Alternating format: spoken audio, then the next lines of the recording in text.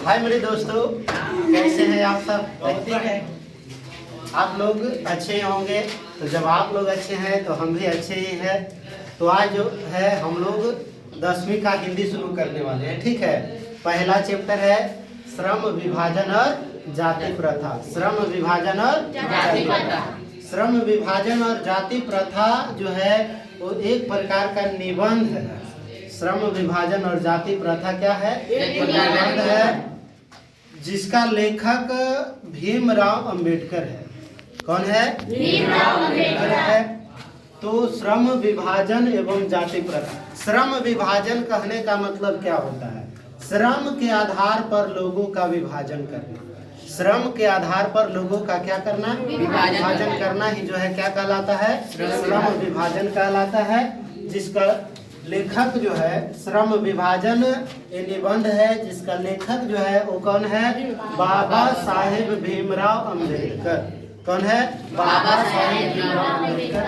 केवल भीमराव अंबेडकर बोलेंगे तो बोला जाएगा कि बाबा साहेब के नाम से जो है किसे जाना जाता है? भीमराव अंबेडकर को ही जो है बाबा साहेब के नाम से भी जाना जाता है। ठीक है, उनका जन्म, बाबा साहेब का जन्म जो है 14 अप्रैल 1891 ईस्वी में हुआ था। बाबा साहेब का जन्म जो है कब हुआ था? 14 अप्रैल 1891 ईस्वी में जो है बाबा साहेब का क्या हुआ था? जन्म हुआ था। वो तो तिथि हो गया, लेकिन कहाँ हुआ था? तो महू मध्य प्रदेश में हुआ था। बाबा साहेब भीमराव अंबेडकर का जन्म कहाँ हुआ था? महू मध्य प्रदेश में हुआ था।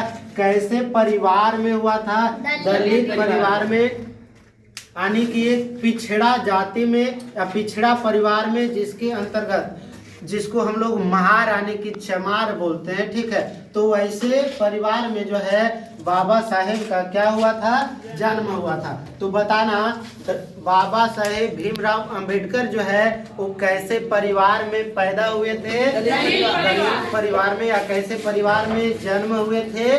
तो दलित परिवार में। ठीक है, और कह रहा है कि बाबा साहेब जो है वो अपनी प्रारंभिक या प्राथमिक शिक्षा के बाद, प्राथमिक शिक्षा जब उन्होंने ग्रहण किया तो प्राथमिक शिक्षा के बाद जो है, प्राथमिक शिक्षा के बाद जो है बड़ौदा नरेश के प्रोत्साहन पर, ये बड़ौदा नरेश कोई व्यक्ति है जिन्होंने बाबा साहेब भीमराव अंबेडकर को जो है प्रोत्साहन किया, उसके अंदर जो है उत्तेजना जगाई।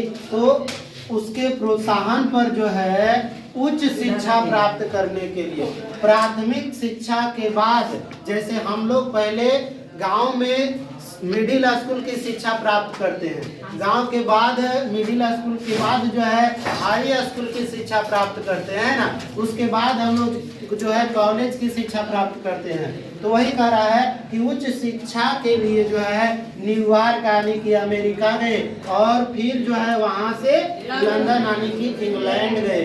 कौन? डॉक्टर भीमराव अंबेडकर या बाबा साहेब भीमराव अंबेडकर, जिन्हें किस नाम से जाना जाता है? संविधान के पिता के नाम से भी जो है भीमराव अंबेडकर को जाना जाता है।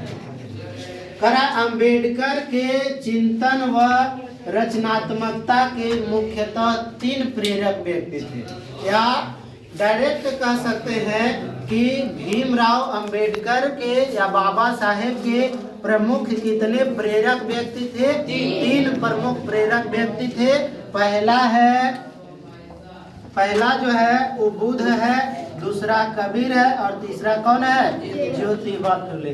तो बाबा साहेब भीमराव अंबेडकर के कितने प्रमुख प्रेरक व्यक्ति रहे? 3। पहला बुद्ध है, दूसरा कबीर है और तीसरा कौन है? ज्योतिबा फुले है।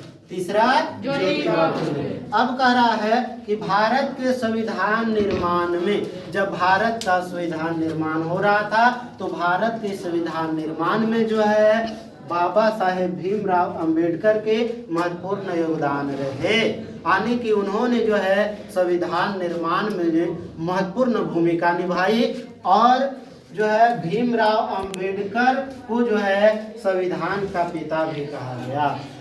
तो बाबा साहेब भीमराव अंबेडकर को जो है संविधान का पिता भी कहा गया। तो संविधान का पिता किसे कहा गया? बाबा साहेब भीमराव अंबेडकर को, है न? या बाबा साहेब के नाम से किसे जाना जाता है? भीमराव अंबेडकर को, है न? और कह रहा है कि दिसंबर 1956 में जो है दिल्ली में इनका क्या हो जाता है?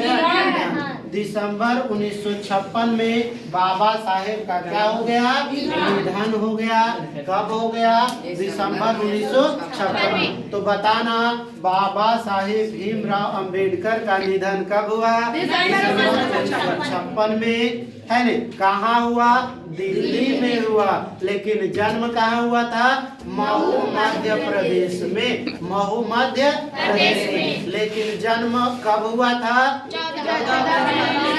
14 अप्रैल 1891। और निधन कब हुआ? दिसंबर 1956 में। कहाँ? दिल्ली। मृत्यु यानी कि निधन 1956 में दिल्ली में। और जन्म कब हुआ? 14 अप्रैल 1891 में। कहाँ हुआ? महू मध्य प्रदेश में। महू